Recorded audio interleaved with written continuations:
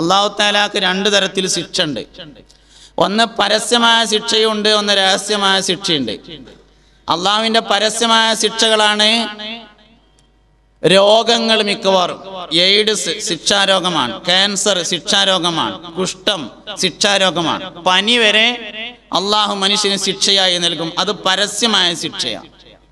എന്നാൽ അള്ളാഹുവിന്റെ രഹസ്യമായ ശിക്ഷയുണ്ട്, അത് അദബുകേടിനുള്ള ശിക്ഷയാണ്. പരസ്യമായ ശിക്ഷയല്ലാത്ത രഹസ്യമായ ശിക്ഷ 3 തരത്തിലാണ്. ഒന്നാമത്തേത് ഇബാദത്ത് ചെയ്യണമെന്ന് തോന്നുന്നു, പക്ഷെ നടക്കണില്ല. റമദാൻ മാസത്തിൽ 30 ദിവസം തറാവീന് പോണെന്ന് കരുതിയതാണ്, പക്ഷെ പോകാൻ പറ്റണില്ല.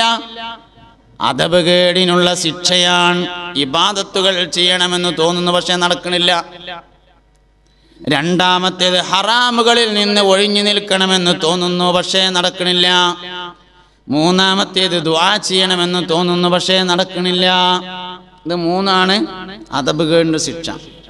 ഉസ്താദിനെ നിസ്സാരമാക്കലാണ് ഏറ്റവും വലിയ അദബുകേട് എന്ന് മഹാനായ ഹുജ്ജത്തുൽ ഇസ്ലാം അബൂ ഹാമിദ് അൽ ഗസാലി റളിയല്ലാഹു അൻഹുവിന്റെ തന്റെ ശിഷ്യൻ എഴുതിയ അയ്യുഹൽ വലദ് എന്ന ഗ്രന്ഥത്തിൽ കാണാൻ പറ്റും.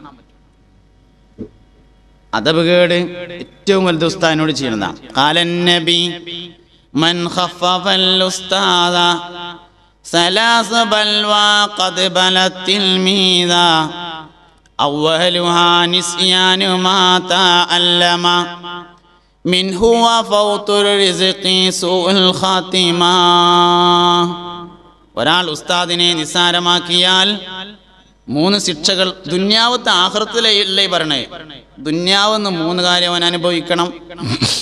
ഒന്ന് നിസ്യാനു മാ തഅല്ലമ, പഠിച്ചത് മറക്കും.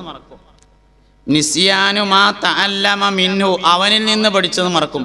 പഠിച്ചത് മറക്കാന്ന് പറഞ്ഞാൽ പരീക്ഷയിൽ ജയിക്കൂല എന്നല്ല അതിൻ്റെ അർത്ഥം. പഠിച്ചത് മറക്കുക എന്ന് പറഞ്ഞാൽ ഉപകാരമില്ലാതെയാവലാണ്. സംഗതിക്ക് ഓർമ്മ ഉണ്ടാവും. നഫ് ഇല്ലാതെയാകലാണ് ഇൽമിന്റെ മറവി. ഇൽമ നാഫിയല്ലാതെ ആയിത്തീരലാണ് ഇൽമിന്റെ മറവി. ആലിമിന്റെ എതിരിലുള്ളതല്ല ജാഹില്. ആലിമിന്റെ എതിരിൽ വരുന്ന ആളല്ല ജാഹില്. ജാഹില് എന്ന് പറഞ്ഞാൽ വിവരമില്ലാത്തവനല്ല, ബോധമില്ലാത്തവൻ എന്നാണ്. അബൂജാഹിൽ എന്ന് പറഞ്ഞാൽ വിവരമില്ലാത്തവനല്ല. ഒരു വിവരമില്ലാത്തവനെ പിടിച്ചുകൊണ്ട് ഖുറൈശികൾ നേതാവാക്കുവോ? ആക്കൂലല്ലോ. വിവരമൊക്കെ ഉണ്ട്, ബോധമില്ല എന്നതാണ് പ്രശ്നം. ബോധമില്ലാത്തവനായി തീരലാണ് ഇൽമിന്റെ മറവി എന്ന് പറഞ്ഞത്, അല്ലാതെ വിവരമില്ലാത്തവനായി തീരലല്ല. രണ്ടാമത്തേത് വഫൗതുർ റിസ്ഖി, അന്നം മുട്ടലാകുന്നു. റിസ്ഖ് എന്ന് പറഞ്ഞാൽ ഭക്ഷണം എന്ന് മാത്രമല്ല, ജീവിക്കാൻ ആവശ്യമായ എന്തൊക്കെ സൗകര്യങ്ങളുണ്ടോ അതൊക്കെ റിസ്ഖാണ്. റിസ്ഖ് മുട്ടും, അന്നം മുട്ടും. സൂഉൽ ഖാതിമ, അവസാനം ചീത്തയായി മരിക്കുകയും ചെയ്യും. ചീത്തയായ ദുഷിച്ച മരണവും ഉണ്ടാവും. ഉസ്താദിനെ നിസ്സാരമാക്കുക എന്ന അദബുകേട് ചെയ്യുന്നവന് ഏറ്റവും കൂടുതൽ ഒരു മനുഷ്യൻ ചെയ്യാൻ പാടില്ലാത്തത് അദബുകേടാണ്. നമ്മുടെ സംസാരങ്ങളിൽ, നമ്മുടെ വാക്കുകളിൽ, നമ്മുടെ പ്രവർത്തികളിൽ, നമ്മുടെ നൃത്തങ്ങളിലും ഇരുത്തങ്ങളിലുമെല്ലാം അദബുകേട്. ഒരു മനുഷ്യന് അദബ് പഠിപ്പിക്കുന്നത് 7 വയസ്സ് മുതൽ 14 വയസ്സ് വരെയാണ്. ഒരാൾ അദബ് പഠിക്കേണ്ടത് 7 വയസ്സ് മുതൽ 14 വയസ്സ് വരെയാണ്. ബഹുമാനപ്പെട്ട ഹുജ്ജത്തുൽ ഇസ്ലാം അബൂ ഹാമിദ് അൽ ഗസാലി റളിയല്ലാഹു അൻഹു അത് രേഖപ്പെടുത്തിയിട്ടുണ്ട്. ഒരു കുട്ടിയുടെ ആദ്യത്തെ 7 വയസ്സ് കളിക്കാനുള്ളതാണ്, രണ്ടാമത്തെ 7 വയസ്സ് അദബ് പഠിപ്പിക്കാനുള്ളതാണ്. ഒരു ചെറിയ കുട്ടി വാപ്പാന്റെ അല്ലെങ്കിൽ വല്യപ്പാന്റെ മടിയിൽ ഇങ്ങനെ ഇരിക്കുകയാണ്. 3 വയസ്സായിട്ടുള്ളൂ. താടിമ പിടിച്ചാണ്ട് ഇങ്ങനെ വലിച്ചു. എന്നാ ഒന്നും പറയണ്ട, അത് കളിയായി കൂട്ടിയാൽ മതി. ആ കുട്ടി തന്നെ 8ാമത്തെ വയസ്സിലാണ് അത് ചെയ്ത് വെച്ചാൽ പറയാതിരിക്കാൻ പറ്റില്ല. കാരണം 7 മുതൽ 14 വരെ അവൻ അദബ് പഠിപ്പിക്കുന്ന സമയമാണ്. 7 മുതൽ 14 വരെ അവൻ അദബ് പഠിപ്പിക്കുന്ന സമയമാണ്.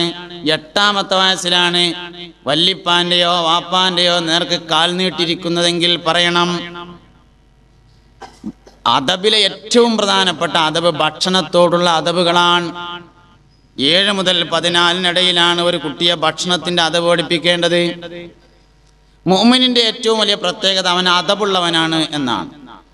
ബഹുമാനപ്പെട്ട പുണ്യനബി സല്ലല്ലാഹു അലൈഹി വസല്ലമ തങ്ങൾ ഒരിക്കൽ ഒരു ചോദ്യം ചോദിച്ചു, സഹാബ, കമ്പില്ലാത്ത മരത്തിന്റെ ഒരു പേര് പറയാൻ പറ്റുമോ? കമ്പില്ലാത്തൊരു മരത്തിന്റെ പേര് പറയാൻ പറ്റുമോ? സഹാബാക്കളൊക്കെ മരന്ന് കേട്ടപ്പോൾ ഇങ്ങനെ കാട്ടിൽക്കാണ് ആലോചിച്ചത്, പിടുത്തം കിട്ടിയില്ല. അവസാനം അള്ളാന്റെ റസൂല് തന്നെ പറഞ്ഞു അത് ഈത്തപ്പന മരമാകുന്നു. തിരിച്ചു പോകുമ്പോൾ അബ്ദുല്ലാഹിബ്നു ഉമർ റളിയല്ലാഹു അൻഹു പറഞ്ഞു, വാപ്പാ, ഉമർ റളിയല്ലാഹുവിന്റെ മോനാണ് അബ്ദുല്ലാഹിബ്നു ഉമർ. വാപ്പാനോട് ഉമർ റളിയല്ലാഹുവിനോട് പറഞ്ഞു, വാപ്പാ എനിക്കത് അറിയായിരുന്നു നബി തങ്ങൾ ചോദിച്ചപ്പോ. എടാ മനെ, എന്നാ ഇജ്ജ് അത് പറയണ്ടടാ. അപ്പൊ തന്നെ ഈ വാപ്പാക്ക് എന്തൊരു അഭിമാനിക്കാരെ ഇജ്ജ് അതാണ് പറഞ്ഞിട്ടുണ്ടെങ്കിൽ. എന്തേ മോനത് പറയാഞ്ഞു എന്ന് ചോദിച്ചപ്പോ പറഞ്ഞു, എങ്ങനെ വാപ്പ ഞാൻ ഈ ചെറിയ കുട്ടി അത് പറയാന്ന്. അതാണ് അദബ് എന്ന് പറയുന്നത്. അദബിൽ ഏറ്റവും മുമ്പന്തിയിൽ വന്നത് സയ്യിദുനാ അബൂബക്കറിന് സിദ്ദീഖ്. ഒരു മനുഷ്യന് എല്ലാ ആദരവും ബഹുമാനവും കിട്ടും അദബുണ്ടെങ്കിൽ. സിദ്ദീഖ് റളിയല്ലാഹു അൻഹു മദീനത്തെ പള്ളിയിൽ വരാൻ ഒരല്പസമയം വൈകിയാൽ മഹാനവറുകൾ ഇരിക്കുന്ന സ്ഥലത്തേക്ക് മറ്റൊരാൾ കയറി ഇരിക്കൂല. സിദ്ദീഖ് തങ്ങൾ ഇരിക്കുന്ന സ്ഥലത്തേക്ക് നേരം വൈകിയാൽ വേറൊരാൾ കയറിയിട്ടാണ്ട് ഇരിക്കൂല, ഇരിക്കാനാണ്ട് കഴിയില്ല. എന്താ, സിദ്ദീഖ് തങ്ങൾക്ക് വലിയ പ്രഭാഷകനല്ലല്ലോ, വലിയ ശബ്ദ കോലാഹലം ഉണ്ടാക്കുന്ന ആളല്ലല്ലോ, വലിയ യുദ്ധത്തിലെ തന്ത്രങ്ങളും പോരാളിയും വാളിന് പേര് കേട്ടയാളും കുതിരക്ക് പേര് കേട്ടയാളും എന്നല്ല സിദ്ദീഖുൽ അക്ബർ. എന്താ ഉള്ളത്? അദബിൽ ഒന്നാം സ്ഥാനം സയ്യിദുനാ അബൂബക്കർ സിദ്ദീഖ് റളിയല്ലാഹു അൻഹുവിനുള്ളതാണ്. അങ്ങനെ നമ്മൾ സഹാബാക്കളെ മൊത്തം അങ്ങനെ പരിശോധിച്ചാൽ അദബിന് ഏറ്റവും ഉന്നതമായ സ്ഥാനങ്ങൾ നൽകിയതായി കാണാൻ പറ്റും. മുഅ്മിനായ മനുഷ്യന്റെ ജീവിതത്തിൽ ഉണ്ടായിരിക്കേണ്ട ഏറ്റവും പ്രധാനപ്പെട്ട ഒരു ഘടകമാണ് അദബ് എന്ന് പറയുന്നത്. അല്ലാഹ് എന്ന ചിന്ത നമ്മളെ മുന്നോട്ട് നയിക്കണമെന്ന് ബഹുമാനപ്പെട്ട ഇബ്നു അത്താഉല്ലാഹ് റളിയല്ലാഹു അൻഹുവിന്റെ താജുൽ അറൂസിൽ കാണാം. ഒരു മനുഷ്യനെ എപ്പോഴും ഇങ്ങനെ മുന്നോട്ട് നയിക്കേണ്ടത് അല്ലാഹ് എന്ന ചിന്തയാണ്. ശൈഖുൽ ഇസ്ലാം ഇബ്നു തൈമിയ്യ, ഹുജ്ജത്തുൽ ഇസ്ലാം അബൂ ഹാമിദ് അൽ ഗസ്സാലി തന്റെ ഇഹിയയിൽ പറഞ്ഞ എല്ലാ ഹദീസുകളെയും വിമർശിച്ചപ്പോ ഒരു ഹദീസിനെ ശരിവെക്കുകയുണ്ടായി. ആ ഹദീസ് ഇതാണ്: ഇദാ ദക്കറല്ലാഹ ഖലസ, ഇദാ ദക്കറല്ലാഹ ഖലസ, അല്ലാഹുവിനെ ഓർത്താൽ രക്ഷപ്പെടും എന്ന ഹദീസ് ശരിവെച്ചു. ഒരു മനുഷ്യന് അല്ലാഹ് എന്ന് ഓർമ്മ വന്നാൽ അവൻ കഴിച്ചിലാവുന്ന. ഇദാ ദക്കറ അല്ലാഹ്, അല്ലാഹ് എന്ന് ഓർമ്മ വന്നാൽ ഖലസ, അവൻ രക്ഷപ്പെട്ടു.